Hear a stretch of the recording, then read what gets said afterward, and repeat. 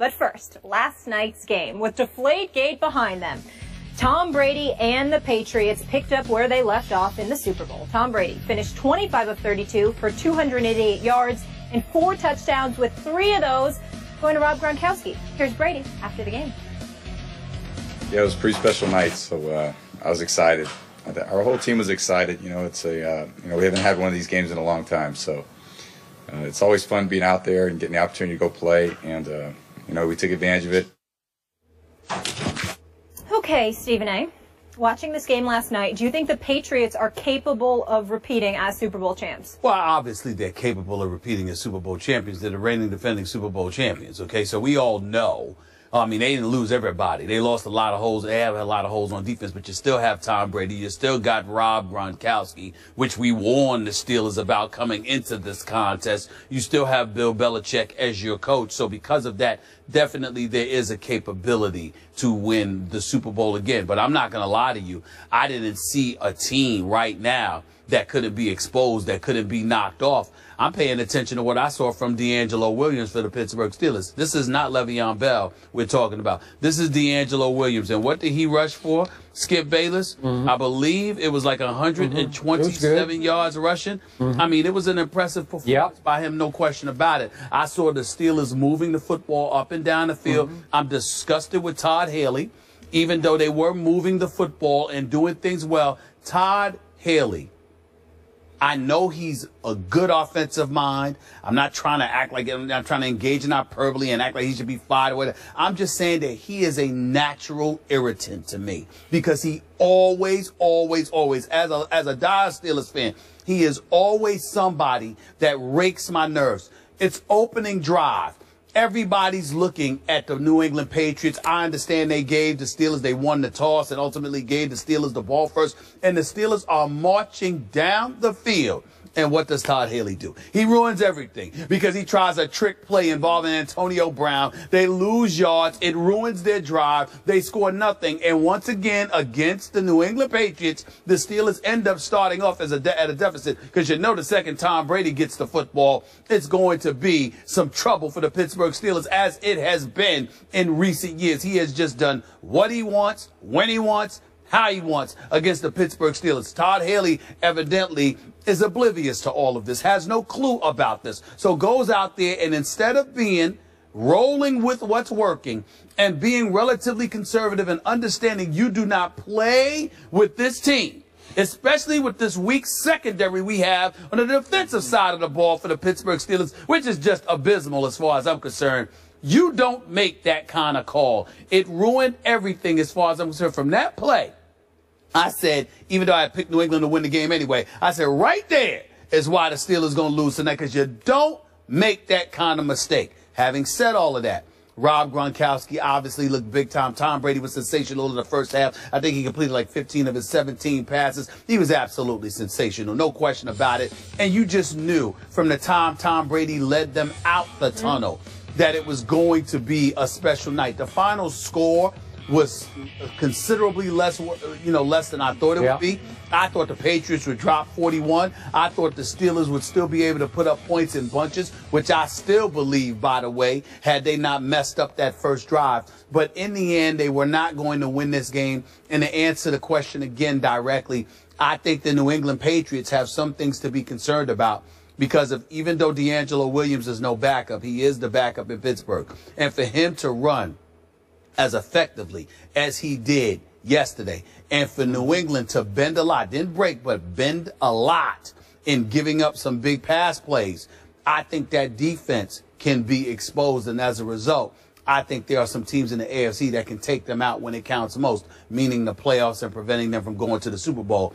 But they're still the reigning defending Super Bowl champion. So you did not see a potential Super Bowl winner on the field last night? Well, I'm just saying, I just think, listen, you have Tom Brady. Even the way they played last night, you could still end up winning that way. It's just that I think you're easily beatable compared to what you were last year. Really? Based on what I saw. Easily beatable. Okay. Compared to what I saw last year. Okay, first of all, I'm going to give you props for one very good point. The strategic turning point in that game was in that first drive when Todd Haley inexplicably went to a a wide receiver pass left-handed Antonio Brown. I don't know what they were thinking, because as a Patriots supporter, I was a little nervous at that point because it looked like they were rolling, because all the obvious plays that he had called had all gone for chunks of yardage. Yeah. I give you that. Now, I could sit here and I could nitpick to pieces the New England Patriots that I've already picked to win this year's Super Bowl, to repeat as Super Bowl champion. Okay. But I'm not going to do that, because I'm going to boil this down to one key point here. I'm going to try to get this through your head one last time, right here, right now, just before Week 1 on Sunday, when we have the full Sunday slate. As long as the New England Patriots have number 12 at quarterback, Thomas Edward Patrick Brady, number 12, as long as they have that guy, they can beat anybody, any place, at any time. They are extremely capable of repeating as Super Bowl champions this year. You can pick them to pieces, you can flaw them to death, you can flay them, and you can tell me this, that, and the other. But this man gave you another masterpiece last night. This man is an NFL treasure. And I'm going to say this one more time. I want to publicly thank Judge Berman for having the guts to stand up to the National Football League and to put Roger Goodell back in his sorry place and to free Tom Brady, so we could see that last night on national television. I think even you had to appreciate what you saw last night.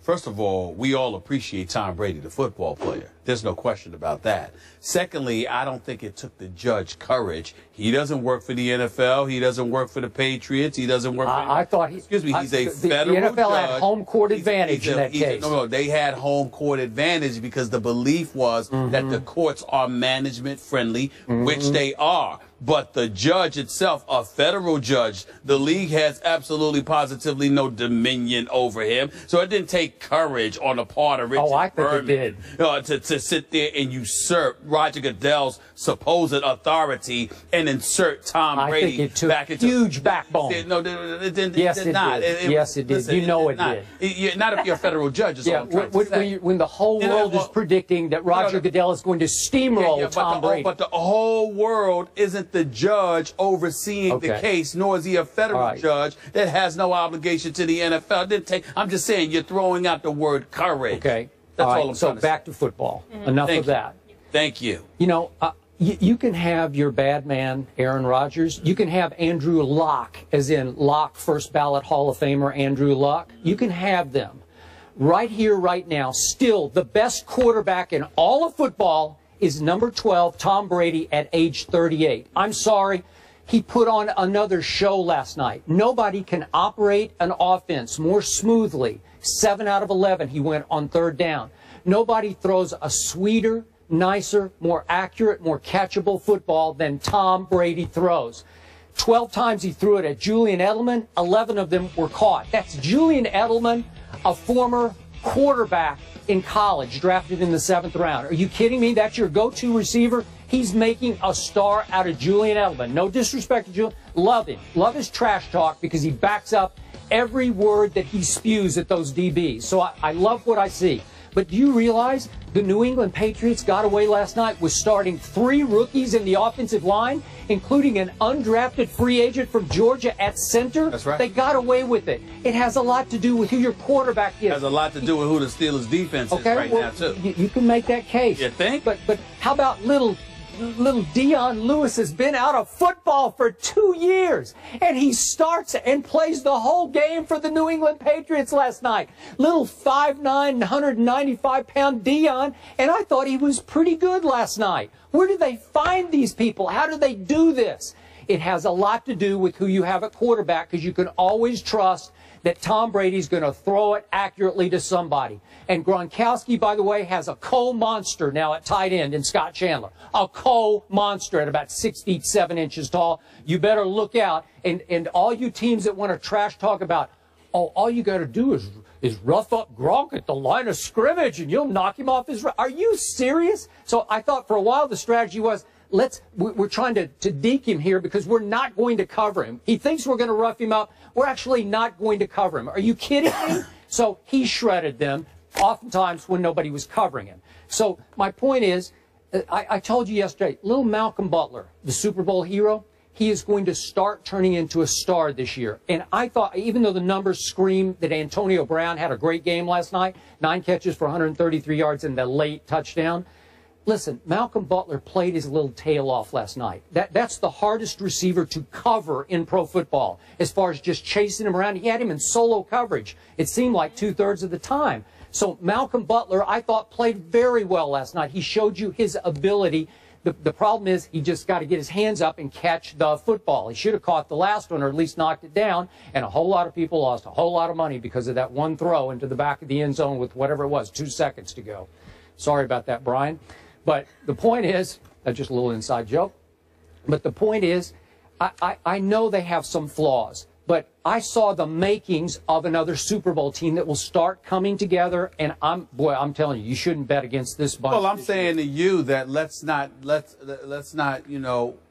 get carried away simply because of the Steelers' defense. Let's call it what it is. Their secondary. I mean, you got Dick LeBeau, he's gone. Keith Butler's your new defensive coordinator. He and Mike Tomlin are supposed to have their fingerprints on this defense, but we haven't seen that yet. This is just the first game of the season. Okay, you got Ike Taylor. He's experienced. He's gone. You got Troy Polamalu. He's experienced. They're in transition. They're in transition. Yep. And everybody's talking about William Gay and, two of these boys and Timmons, and I'm just looking at them, Shazier and Jarvis Jones, and I'm just saying to myself, I need to see a defense that shows up. I didn't see a defense that was able to get to Tom Brady as much as you would like, considering the youth on their offensive line. I think they had him twice. I think they got like a combined. I think they got like a combined 5. In terms of their starters, started about combined 5 games, for crying out loud. You look at the Steelers' defense; their secondary is abysmal. And the fact is that going up against that secondary, particularly if you're Tom Brady, forget about the receptions by Gronkowski and 8 or 9 different receivers. Did you see how open these guys were last night? You see how many defensive assignments were missed? That's what I'm saying. Obviously, it's going to get better because a legitimate argument can be made that it can't get much worse. The Steelers' defense did not look impressive. Their secondary looked embarrassing. And because of it is why I don't think you can really judge what you're going to see from the Patriots. We can all predict that the Patriots are going to be formidable. They're the reigning defending Super Bowl champions, and they still have Gronk. They got Chandler. They've got Tom Brady. They've got Bill Belichick. You've got everything in place offensively. The Edelmans, the Amendolas of the world. Everybody's there. Not Vereen or Ridley, but pretty much everyone else is there. Defensively is where I think the Patriots can get exposed, because let me tell you one way there is to stop Tom Brady.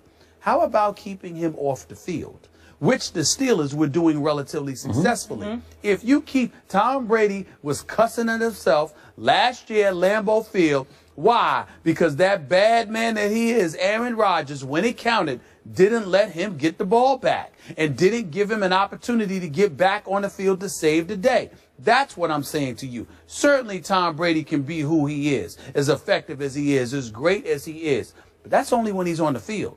And in order to get him on the field, that defense has to show up. And they bended entirely too much against the Steelers last night. Without Le'Veon Bell, without Pouncey to help protect Roethlisberger, without Martavius Bryant. So guess what? When you're going up against some other teams, particularly teams with a running game, you might be able to keep Tom Brady off the field. And that's a problem. Okay, last quick point. Are you ready now to buy into Tom Brady as the best quarterback in football? No. Why not? No. Even after that? Why? I think that Aaron Rodgers is about to play this Sunday. I didn't see Aaron Rodgers playing last night. You saw Aaron Rodgers playing last night? I didn't see him. I did not see Aaron Rodgers playing last night. That's a good question, because I did not see that. I watched the second half of the NFC Championship game at Seattle, and I didn't see Aaron Rodgers either. Oh, What happened? come on, guys. Where was he? And I remember, maybe he retired. And I remember I don't the year know. before you said the same thing about Tom Brady. So what? So what? Tom Brady can have a bad AFC Championship game, but Aaron Rodgers can't have a bad NFC Championship game, which, by the way, was against the Legion of Boom. Against the premier defense in the NFL. The same Legion of Boom that got shredded by Tom Brady in the Super Bowl? You mean the same Legion of Boom where Richard Sherman was hurt, Earl Thomas was hurt, Cam Chancellor was hurt? You mean that defense? You mean they weren't hurt in the NFC Championship By the way, excuse me. They were already hurt. They were no. They got hurt then. They were really hurt in the Super Bowl before the game began. Oh, so they got hurt in practice before the Super Bowl? No, they got hurt in the NFC Championship. Thank you. Okay. So where was Aaron Rodgers in the second half? They got hurt. QBR of All I'm saying to you is that 12. you're talking about Seattle. We talk about Seattle. There's no shame in Seattle. Don't tell us to rush. We talking. You can't sit there and look at Seattle. I know that. I'm just saying you can't look at Seattle and ignore the fact that they're an elite team. Can't do it. We're going to get into Seattle more later. Pretty quickly here, I think. You know, I can't. I'm nauseated already. You kissing the Tom Brady's. Why forget Tom Brady? He has a tough test, Stephen A. Tough test next week against the Bills defense. Rex Ryan always plays him tough. We'll see him against. Find out. After last night, New England is now the favorite, Skip, in the AFC according to Vegas. And I really enjoyed your trash talking on Twitter last night. Thank you. I appreciate that. As amusing as it could. This next one,